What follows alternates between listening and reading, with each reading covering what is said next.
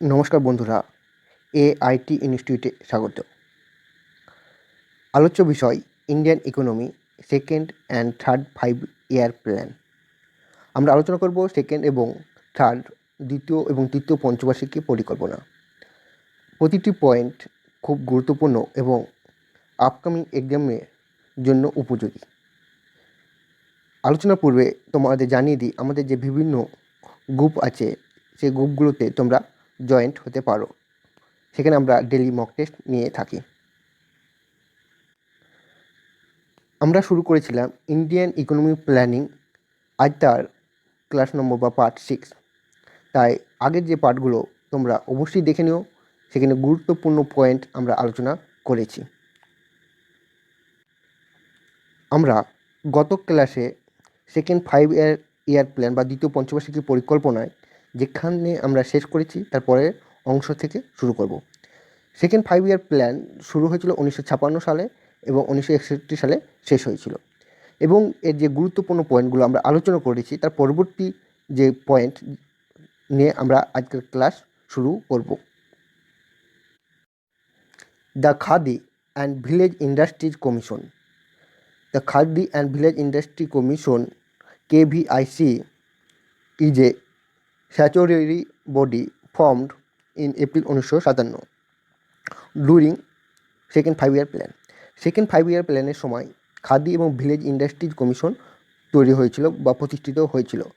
এই প্রশ্নটা CGL SSCতে এসেছিল এবং খুব ইম্পর্ট্যান্ট প্রশ্ন, ঠিক আছে। Khadi and village industries commission প্রতিষ্ঠিত হয়েছিল বা ফর্মড হয়েছিল কোন অ্যাক্টের দ্বারা? Khadi and village industry commission act 1956 দ্বারা পার্লামেন্টে কী হয়েছিল? এটি প্রতিষ্ঠিত হয়েছিল। The decimal system of currency introduced in India 1957 সালে সেকেন্ড 5 ইয়ার প্ল্যানের সময় ডেসিমাল সিস্টেম ভারতবর্ষে প্রথম ইন্ট্রোডিউস করা হয়েছিল ইন্ডিয়াতে। The armed forces special power act 1958 সালে পাস হয় বাই দ্য পার্লামেন্ট।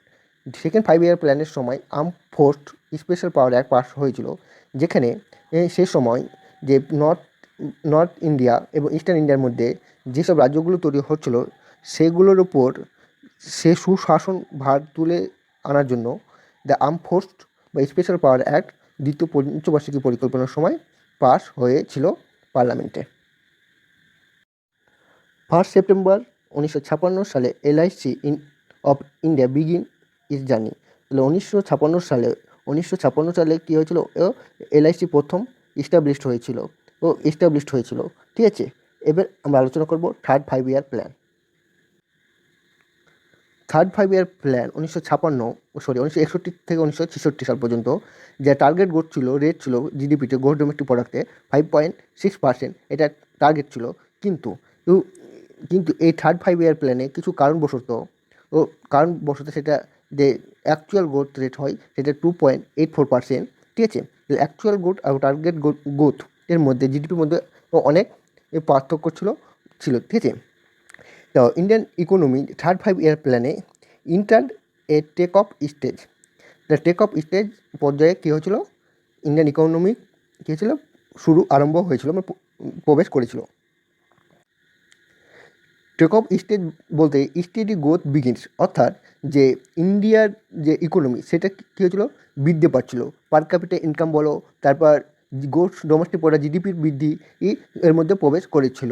মানুষের চাহিদা পূরণ করতে সে সময় পারছিল, মানে চাহিদা পূরণ হচ্ছিল এবং মানুষের সঙ্গে ইকোনমির যে সম্পর্ক সেই সম্পর্কটা গড়ে উঠছিল। তাই ইন্ডিয়ান ইকোনমি থার্ড 5 ইয়ার প্ল্যানে enter the take off stage বলা হয়ে থাকে, ঠিক আছে। ওকে, বোঝা গেছে। এরপর যে থার্ড 5 ইয়ার প্ল্যানকে বলা হয় গাডগিল যোজনা। থার্ড 5 ইয়ার প্ল্যানকে বলা হয় গাডগিল যোজনা, ঠিক আছে। Okay, next point it was based on the John Sandee and Sukhamoy Chakravarty's model. তাহলে থার্ড 5 ইয়ার প্ল্যান বা তৃতীয় পঞ্চবার্ষিকী পরিকল্পনা ছিল কার মডেল? জন স্যান্ডি এবং সুকময় চক্রবর্তীর মডেল, ঠিক আছে। পরের যে পয়েন্ট সেটা আলোচনা করবো এরপর। তার আগে জানিয়ে দিই, আমাদের চ্যানেলটি সাবস্ক্রাইব করে আমাদের সঙ্গে থাকবে। তোমাদের সাবস্ক্রাইব এবং শেয়ার এবং লাইক আমাদের প্রেরণা। ঠিক আছে, তাহলে পরের যে point, the states are led on the agriculture and the improvement of the production of the wheat. ঠিক আছে, তাহলে আমরা দেখেছিলাম যে প্রথম পঞ্চবার্ষিকী পরিকল্পনার বেশ কিছু এগ্রিকালচারের ওপর ভিত্তি, এবং দ্বিতীয় পঞ্চবার্ষিকী পরিকল্পনায় দেখলাম সেটা ইন্ডাস্ট্রিয়ালাইজেশনের ওপর ভিত্তি করে গড়ে উঠেছিল, হেভি ইন্ডাস্ট্রিয়ালাইজেশন। প্রথম পঞ্চবার্ষিকী পরিকল্পনায় এগ্রিকালচার উন্নতির ফলে সে যা গ্রোথ হয়েছিল জিডিপি, সেটা ছিল প্লাস। কিন্তু কিন্তু সেকেন্ড 5 ইয়ার প্ল্যান যে ইন্ডাস্ট্রিয়ালভাবে যে জিডিপি গ্রোথ ছিল সেটা কিছু কম ছিল। তাই থার্ড 5 ইয়ার প্ল্যান মেনলি এটা ছিল এগ্রিকালচারাল বেসিস, তার সঙ্গে সঙ্গে ছিল ও ইন্ডাস্ট্রিয়াল, কিন্তু বেশি গুরুত্ব দেওয়া হয়েছিল এগ্রিকালচারকে। এই এগ্রিকালচার থার্ড 5 ইয়ার প্ল্যানের শেষ দিকে কী হয়েছিল, থার্ড 5 ইয়ার প্ল্যানের শেষ দিকে বা অ্যানুয়াল প্ল্যান বা বার্ষিক পরিকল্পনা 1966 বা 69 সালের দিকে কী হয়েছিল, সবুজ বিপ্লব বা গ্রিন রিভলিউশনে শুরু হয়েছিল। ঠিক আছে, তো এই গ্রিন রিভলিউশনের প্রধান যে শস্যটা ছিল সেটা হোয়াইট। তার আগেই ভারতবর্ষের সেকেন্ড 5 ইয়ার প্ল্যান থেকে এই শিক্ষা লাভ করে তৃতীয় যে পরিকল্পনা, পঞ্চবার্ষিকী পরিকল্পনা, সেখানে এগ্রিকালচারকে প্রাধান্য দেয়। তাই তাই তাই সে থার্ড 5 ইয়ার প্ল্যানে কী করেছিল, গম চাষের প্রোডাকশনটাকে ইমপ্রুভমেন্ট করতে চেয়েছিল। নেক্সট যে পয়েন্ট আছে আমরা আলোচনা করব, তার আগে জানিয়ে দিই আমাদের চ্যানেলটি তোমরা সাবস্ক্রাইব করো এবং তোমাদের বন্ধুদের ভিডিওগুলো শেয়ার করো। এবং প্রতিটি যে পয়েন্ট আমরা আলোচনা করছি সেই প্রতিটি পয়েন্ট কিন্তু গুরুত্বপূর্ণ, আপকামিং এক্সামে, কম্পিটিটিভ এক্সাম খুবই গুরুত্বপূর্ণ। পরের point, establishment of self reliant and self generating economy. তাহলে সেলফ জেনারেটিং ইকোনমিক মানে হচ্ছে স্ব উৎপাদনশীল, এবং সেলফ রিলায়েন্ট মানে হচ্ছে কি স্বনির্ভর। তাহলে ভারতকে কী করার চেষ্টা হচ্ছে, স্বনির্ভর করার চেষ্টা চলেছিল থার্ড 5 ইয়ার প্ল্যানে, এবং তার সঙ্গে সঙ্গে স্ব উৎপাদনশীল অর্থনীতিতে পরিণত করার চেষ্টা চলেছিল থার্ড 5 ইয়ার প্ল্যানে। অর্থাৎ যে ম্যাটেরিয়াল তৈরি করার ক্ষমতা বা মানুষের মধ্যে জীবনযাপন করার জন্য স্বনির্ভর করার চেষ্টা, অথবা ভারতবর্ষ প্রতিটি মানুষকে স্বনির্ভর করার চেষ্টা, বা নিজের গভর্নমেন্ট প্রাইভেট সেক্টরের প্রতি ভরসা না করে নিজের এই স্বনির্ভরশীল হওয়ার চেষ্টা করা হয়েছিল থার্ড 5 ইয়ার প্ল্যানে। ওকে, পরের পয়েন্টে, rupee value devalued for the first time 1966 সালে ভারতবর্ষের প্রথম টাকার যে মূল্য সেটা অবমূল্যায়ন হয়েছিল, এবং পঞ্চায়েত ইলেকশন ওয়ার স্টার্টেড।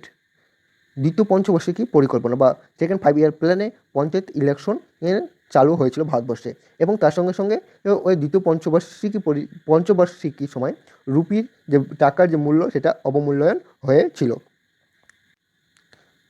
তৃতীয় পঞ্চবার্ষিকী পরিকল্পনার যে মেন যে এইম ছিল, তা ন্যাশনাল ইনকাম বা ইনক্রিজ করার ইচ্ছা ছিল। 30% ন্যাশনাল ইনকাম বৃদ্ধি করার ইচ্ছা ছিল, এবং পার ক্যাপিটা ইনকাম মাথাপিছু আয় 17% বৃদ্ধি করার কথা হয়েছিল, এবং 17% বৃদ্ধি করার চেষ্টা চলেছিল থার্ড 5 ইয়ার প্ল্যানে। ঠিক আছে, পরের নেক্সট পয়েন্টে আলোচনায় আসি। দেখো, during the execution of this plan India was engaged in 2 wars. ভারতবর্ষ থার্ড 5 ইয়ার প্ল্যানের সময় বা তৃতীয় পঞ্চবার্ষিকী পরিকল্পনার সময় দুটি যুদ্ধের সম্মুখীন হয়েছিল। একটা সাইনো ইন্ডিয়ান ওয়ার অফ 1962 সালে, সাইনো ইন্ডিয়ান ওয়ার বলতে চায়না ইন্ডিয়ার মধ্যে যে যুদ্ধটা হয়েছিল, এবং বা ভারত ও চীনের মধ্যে যে যুদ্ধ হয়েছিল, ও সেই 1962 সালে সেই যুদ্ধের কথা বলা হয়েছে। দ্য ইন্ডিও পাকিস্তান ওয়ার বা পাক ভারত যুদ্ধ 1965 সালে তৃতীয় পঞ্চবার্ষিকী পরিকল্পনার সময় বা থার্ড 5 ইয়ার প্ল্যানের সময় হয়েছিল। The plan was flop due to wars and ডট। দেখো, এই পরিকল্পনা তৃতীয় পঞ্চবার্ষিকী পরিকল্পনা থার্ড 5 ইয়ার প্ল্যান এটা ছিল কিছু সবচেয়ে খারাপ একটা পরিকল্পনা। তার 3টি কারণ ছিল।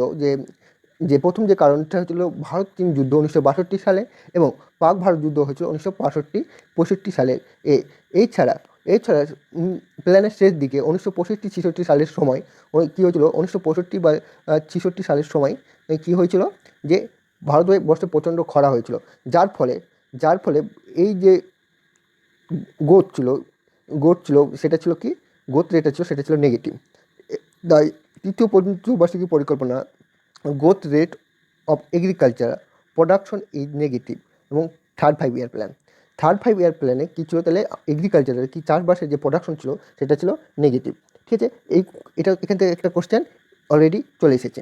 ঠিক আছে, তাহলে আমরা যে পয়েন্টগুলো আলোচনা করলাম প্রতিটি পয়েন্ট খুব ইম্পর্টেন্ট এবং এখান থেকে কোনো না কোনো কোশ্চেন এসে থাকে।